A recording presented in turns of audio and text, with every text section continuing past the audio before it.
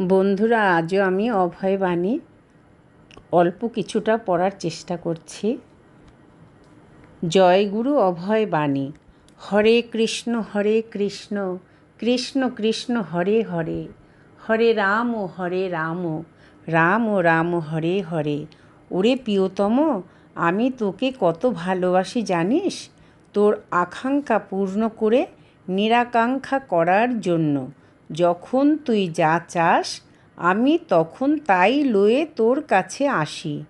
কামিনী চেয়েছিস, আমি নারী সেজে এসেছি।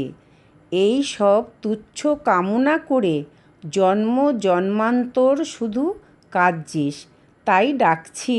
ওরে ফিরে আয় অমৃতের সন্তান, জড় দেহের মমতা ত্যাগ করে তোর সচিদানন্দময় আত্মস্বরূপে ফিরে আয়। কেমন করে ফিরবি? নাম করে করে। নাম চিন্তামণি কৃষ্ণ চৈতন্য রস বিগ্রহ, পূর্ণ শুদ্ধ নিত্য মুক্ত ভিন্ন, তার নামও নামেন। নাম চিন্তামণি স্বরূপ চৈতন্য রস বিগ্রহ, স্বয়ং কৃষ্ণ পূর্ণ শুদ্ধ নিত্য মুক্ত। কেননা নাম ও নামিতে ভেদ নাই, বুঝলি? আমি আর আমার নামে ভেদ নাই। নামকে আশ্রয় করা আর আমাকে লাভ করা একই কথা।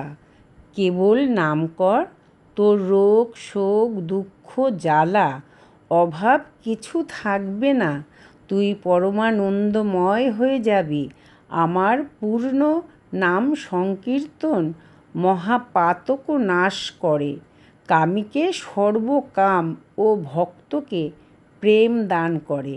যারা অন্য গতিহীন ভোগী পরদ্রোহী জ্ঞান বৈরাগ্যহীন ব্রহ্মচর্যাদি বর্জিত সমস্ত ধর্মচার শূন্য, তারা একমাত্র আমার নামের দ্বারা যে গতি লাভ করে, সকল ধার্মিকগণও সে গতি পায় না।